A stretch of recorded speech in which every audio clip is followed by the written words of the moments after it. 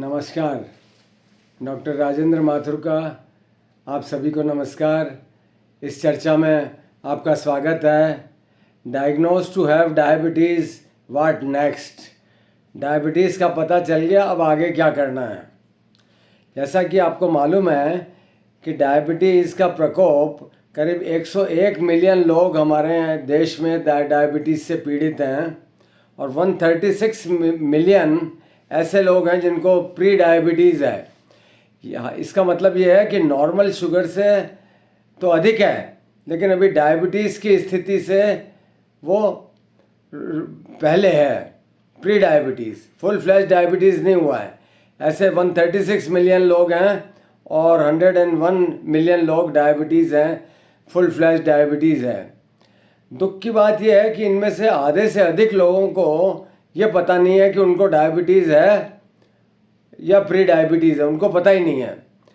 इसलिए अगर आपको डायग्नोसिस हो गया है डायबिटीज़ तो घबराने की ज़रूरत नहीं है, क्योंकि a known devil is better than unknown devil.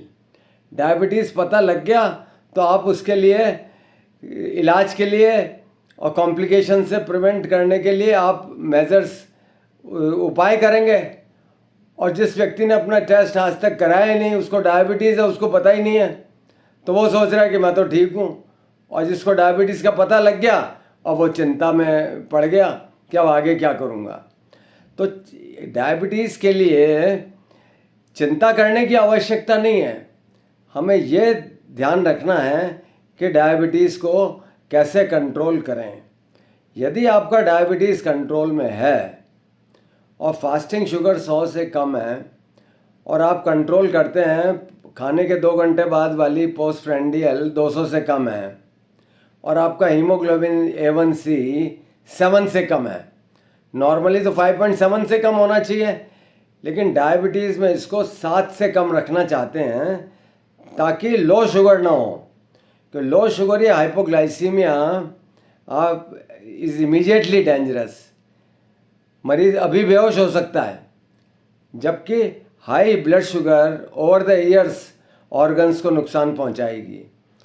इस वजह से हीमोग्लोबिन A1C डायबिटीज़ में 7 से कम रखा जाता है, जो कि नॉर्मली 6 से कम होना चाहिए।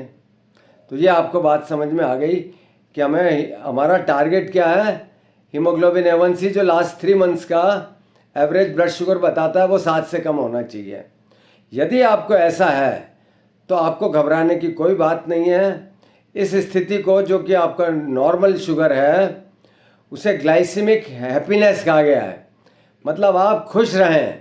अगर आपका डायबिटीज़ कंट्रोल में है तो आपको कोई चिंता की आवश्यकता नहीं है और आप खुश रहें और आपको उसमें सेंस ऑफ अचीवमेंट होगा, सेंस ऑफ वेलनेस फील होगा। इसे ग्लाइसेमिक हैप्पीनेस कहा जाता है।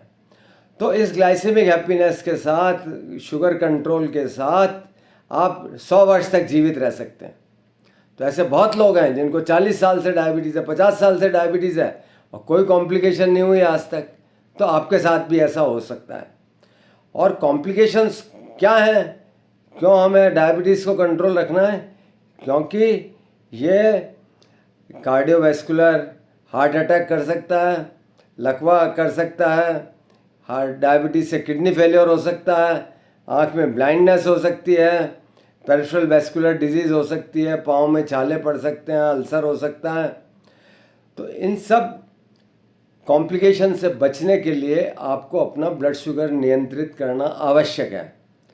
अब आपको डायबिटीज़ के साथ में हो सकता है फैटी लीवर भी हो, साथ में बहुत कॉमन है, और हाई ब्लड प्रेशर भी हो, वो भी बहुत कॉमन है डायबिटीज़ के साथ, और मोटापा। ये 3 चीज़ें डायबिटीज़ के साथ बहुत कॉमन है।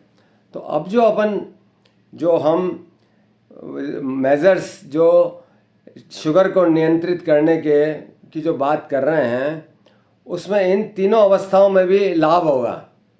Fatty liver, high blood pressure, obesity. पर साथ में इसके लिए जो भी आवश्यक कदम है उठाने चाहिए। हाई ब्लड प्रेशर है, उसकी दवा लेनी है। ओबेसिटी में वेट कंट्रोल करना है, उसके लिए अपन बात करेंगे। और ये सब चीज़ें आपको फैटी लीवर में भी काम आएंगी। वेट नियंत्रित करना और डायबिटीज़ नियंत्रित करना आपको फैटी लीवर में भी लाभ पहुंचाएगा।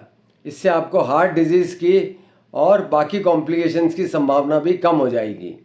तो कैसे हम डायबिटीज़ होने के बाद उसका कंट्रोल करें? तो सिंपल स्टेप्स उठाने हैं। लाइफ स्टाइल्स को चेंज करना है, हेल्दी लाइफ स्टाइल रखनी है, सीडेंट्री हैबिट्स को छोड़ना है और हेल्दी फूड हैबिट्स होनी चाहिए। वेट को नियंत्रण में करना है। तो अब सबसे पहला काम यह है कि फिज़िकल एक्सरसाइज, फिज़िकल एक्टिविटी, हमें 30-40 मिनट्स डेली ब्रिस्क वॉक या इक्विवेलेंट एक्सरसाइज करनी है। यदि आपके पास इसके लिए अधिक समय नहीं है, सेपरेटली आप नहीं कर सकते, तो आप वर्क प्लेस पे ब्रिस्क वॉक 50 मिनट के बाद आप 5 मिनट तेज पैदल चलें, टॉयलेट ऊपर या नीचे की मंजिल पे जाएं और physical activity, sprouts of physical activity करना है। कार दूर पार्क करके ऑफिस में तेज पैदल चल के गए, वहाँ से लिफ्ट ली, लौटने में भी ऐसा ही किया। मॉल में घूमने गए, 2 चक्कर लगाए, ब्रिस्क वॉक किया। तो इस तरह से छोटी छोटी जो गतिविधियाँ हैं, prolong sitting should be avoided. Prolong sitting is like new smoking and you remember that exercise is medicine. Physical exercise एक दवा है जो कि डायबिटीज़, ब्लड प्रेशर, ओबेसिटी सब में काम करेगी। तो ये बहुत आवश्यक है। और उसके बाद में हमें ये करना है कि हेल्दी डाइट होनी चाहिए। तो हेल्दी डाइट में क्या चीज़ कम करें? नमक कम करें, शुगर कम करें, कार्बोहाइड्रेट्स में गेहूँ, राइस, मैदा की मात्रा कम करें या मैदा ना खाएं। और इसके बदले में आप बेसन की रोटी, मोटा अनाज खाएं, जो कि मिलेट्स है। यूनाइटेड नेशंस ने 2023 को इंटरनेशनल ईयर ऑफ मिलेट्स घोषित किया था, to create the importance of millets. ये हमारे हज़ारों वर्षों से हमारे यहाँ ये जो मोटा अनाज है वो उसका उत्पादन हो रहा है। लेकिन गेहूँ जो है वो एक न्यूअर एडिशन है, जो कि मोटा अनाज पहले से जो हम खा रहे थे उसको गेहूँ ने रिप्लेस कर दिया। और गेहूँ जेनेटिकली मॉडिफाइड है और इसकी वजह से हमें नुकसान पहुंच रहा है। बहुत से लोगों को ग्लूटेन सेंसिटिविटी है जो कि गेहूं की वजह से होती है। तो हमें अपने खाने में मोटा अनाज शामिल करना है, गेहूं को कम करना है, कार्बोहाइड्रेट ओवरऑल कम करना है। अब हमारे ultra processed food, diet colas, juices, artificial juices ना लें। इनमें शुगर होती है, कलर्स होते हैं, केमिकल्स होते हैं। अल्ट्रा प्रोसेस्ड फूड्स, प्रिजर्वेटिव्स होते हैं, केमिकल्स होते हैं। बर्गर, पिज़्ज़ा, मैदा होती है, प्रिजर्वेटिव्स, केमिकल्स होते हैं। इन्हें अवॉइड करें या कम करें। अब हरे पत्ते वाली सब्जियां, सलाद और फ्रूट्स को स्थान दें, अधिक से अधिक स्थान दें। खाने से पहले बहुत सारा सलाद खाएं, तो इससे आपको फाइबर मिलेगा, एंटीऑक्सीडेंट्स मिलेंगे और हमारे जो लार्ज इंटेस्टाइन में गुड बैक्टीरिया हैं जो कि हमारी इम्यूनिटी को बढ़ाते हैं, उनका फूड है फाइबर।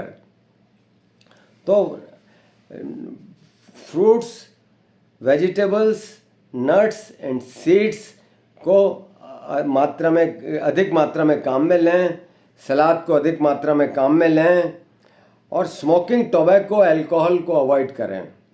स्मोकिंग किसी भी फॉर्म में, यदि आपको डायबिटीज़ है तो आपको हार्ट अटैक और लकवे पे जल्दी पहुंचाएगी, किडनी डिजीज़ जल्दी होगी। तो स्मोकिंग, टोबैको किसी भी प्रोडक्ट में, किसी भी रूप में उसको अवॉइड करें। और manage stress. Stress is number 1 killer. Stress को कम करें। इसके लिए आप मेडिटेशन, योगा करें, ग्रुप में शामिल हों, लाइक माइंडेड पीपल आपके ऑफिस में हैं, इनके साथ लंच के बाद ऑफिस में कैंपस का वॉक कर लें। आपकी कॉलोनी में लाइक माइंडेड पीपल, उनके ग्रुप को ज्वाइन कर लें। आप इंटरनेशनल पॉलिसीज़ भी डिसाइड कर सकते हैं, फिज़िकल एक्सरसाइज भी हो जाएगी और सोशल इंटरेक्शन होगा। ये बहुत ज़रूरी है। तो good sleep, 7 to 8 hours good quality sleep बहुत ज़रूरी है। तो इन सब चीज़ों के साथ अगर हम डायबिटीज़ का कंट्रोल करेंगे तो it is possible to reverse और अचीव रेमिशन इन डायबिटीज़। तो शुरू की स्थिति में डायबिटीज़ को रिवर्स भी किया जा सकता है। आप नॉर्मोग्लाइसीमिया बिना किसी दवा के भी अचीव कर सकते हैं यदि आपने इन सब चीज़ों का प्रयोग किया। और यदि आप दवा लेते हैं, इंसुलिन लेते हैं, तब भी इन सब लाइफ स्टाइल मॉडिफिकेशन का यदि आप उपयोग करेंगे तो आपके इंसुलिन की क्वांटिटी भी कम हो सकती है, दवाइयों की मात्रा भी कम हो सकती है। तो डायबिटीज़ के साथ साथ आप डरे नहीं, लाइफ स्टाइल मॉडिफिकेशन जो हमने ये अभी चर्चा में शामिल किए हैं, इनको आप इस्तेमाल करें तो आपका डायबिटीज़ नॉर्मोग्लाइसीमिया, हैप्पीनेस के साथ में रहेगा, डायबिटीज़ की कॉम्प्लिकेशन नहीं होंगी। और आप डॉक्टरी सलाह लें, लेकिन managing your diabetes is your job. आप अपने डायबिटीज़ को बेहतर नियंत्रित कर सकते हैं। डॉक्टर आपको सलाह दे सकता है, राय दे सकता है कि आप ऐसा करें वैसा करें, लेकिन आपको कंट्रोल करना है। ये आपकी इच्छा शक्ति मजबूत होनी चाहिए कि मुझे डायबिटीज़ को कंट्रोल करना है, मुझे लाइफ स्टाइल में छोटे छोटे परिवर्तन लाने हैं। और diabetes, healthy life style, healthy diet के साथ आप डायबिटीज़ को कंट्रोल कर सकते हैं, कॉम्प्लिकेशन होने से बच सकते हैं। तो healthy life, healthy diet, healthy body. Thank you.